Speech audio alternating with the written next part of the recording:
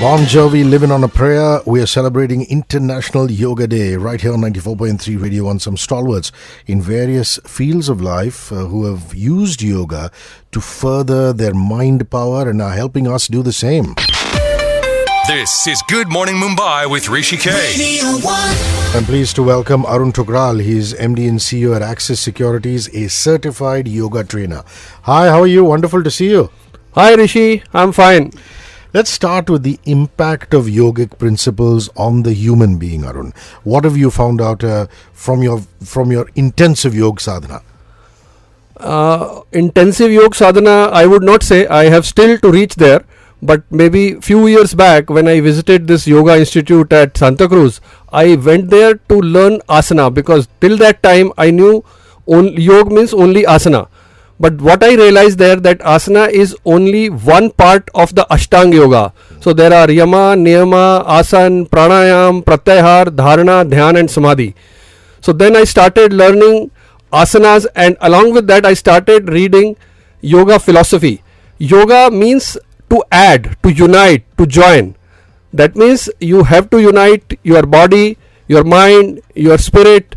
And what I also realized that you have to be changing your behavior, including your investing behavior. So there are many principles in yoga which I started using in my investing life, and I am pleased to say here that I used it, and when I talked to my investor and understood that this is very useful, and then I started going to many TV channels, I started writing about it, and I got a very good response, and I personally believe that these principles can help you in your investing life. A lot of people say that yoga is fundamentally to reduce suffering, to have a healthy mind and body. Would you elaborate on that? Yeah, I agree with you that obviously you have to reduce suffering, and when I talk about suffering, about anything in your life, so including your investing life. So I will give you one basic principle which I found in Yoga Sutra of Maharishi Patanjali, which was 2000 years back. So this is about Panch Klesha. The Panch Klesha talks about avidya, asmita, raga, dvesha, abhinivesha. Panch Klesha. So this is a Sanskrit shlok of Yoga Sutra. So if I go one by one, avidya, if I talk about avidya, this is lack of knowledge or wrong knowledge. So if you don't have knowledge, how are you going to progress in life? Or even in your investing life, if you don't know anything, or if you have a wrong knowledge, you will be investing anywhere, whatever people say. So you have to minimize these kleshas. The idea of yoga is to minimize these kleshas. Second is asmita. So many people in our investing world, they feel that once they make some money in stock market or equity market, then they don't want to listen to anybody. So what I am saying is that one has to reduce this asmita and reduce this ego, and go to a financial experts. That financial experts can be Axis Securities or anybody. All rise by blue, all rise for International Yoga Day. Arun Thukral, MD and CEO at Axis Securities, a certified yoga trainer, is talking to me about yogic principles and investor psychology. More conversation. This is Good Morning Mumbai with Rishi K. You're talking about the connect between yogic principles and investor psychology and how it can help you make better investment decisions. You had gone through 2 points. Continue.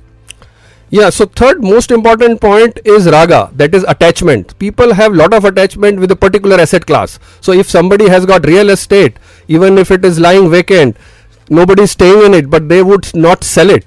Some people would love their gold. Some people would love their jewelry, even if it is not a productive assets. So too much attachment is bad. They should look at other financial assets, like equity has given best returns in the last so many years. So one should have a look at the equity investment also. So even in the stocks, people love a particular company.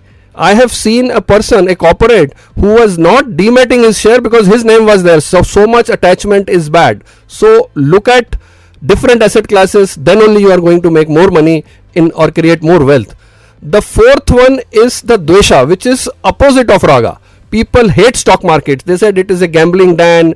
They don't look at company's strength. So you should not invest in penny stocks, but at the same time you should look at good companies, because you are becoming a part of the business. So if you know about that, don't hate stock market because somebody has lost money. People have made more money than people have lost it. Only 3 or 4% of the people in India are investing money in equity, where a lot of FIs are investing money. So what I want is retail investor to take part in India growth story. The fifth one and the final one is the Abhinivesh. Abhinivesh is nothing but fear of loss. If your 100 rupees become 90 rupees, people cry. But if your 100 rupees become 120, they said, okay, I have invested, I am entitled to this. But I am saying equity is a risky asset class. You will never make linear return. But over a period, if you look at record for the last 15-20 years, you have got around 15 to 16% CAGR. So don't be afraid of equity markets. Do your study, do your homework, and invest in equity. You are going to make more money and create more wealth for you and for your next generation. Passion by Rod Stewart, International Yoga Day. This is Good Morning Mumbai with Rishi K.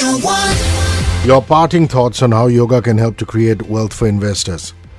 So I talked about Panchkalesha. So there are many such principles in yoga. So maybe if we can talk a little bit about the states of mind. So in yoga there are 5 states of mind. So if you are in the lowest state of mind, which is Shipta, which is a disturbed mind, obviously you will not be able to invest. If you go to the next level, which is Mudha, which is a dull state of mind, again you will not be able, you will be just waiting at one place for some trigger to invest.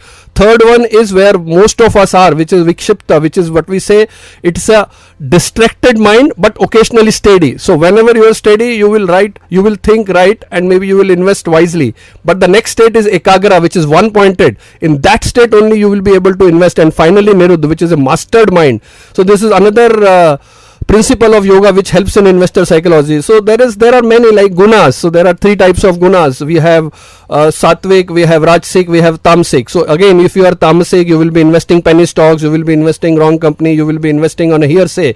And if you are rajasic, you will be trading too much because your adrenaline is so high. So in that case, what we advise that at least learn technical trading. So what I am saying is understand your own behavior and accordingly equip yourself. So if you are rajasic, you learn technical trading. So you know when the stop loss has to be done. And finally, if you are sattvic, which is the best type of gunas is, so then you will be obviously investing in the right direction or investing in the right kind of companies. So these are 3-4 principles which I spoke. There are many. So actually yoga is a way of life, whether it's a normal life or an investing life or any kind of life or any profession. Thank you. Thank you so much, Arun, for your insights on International Yoga Day. And this has been a unique session. Cheers. Thank you, Rishi. I also enjoyed. Thank you.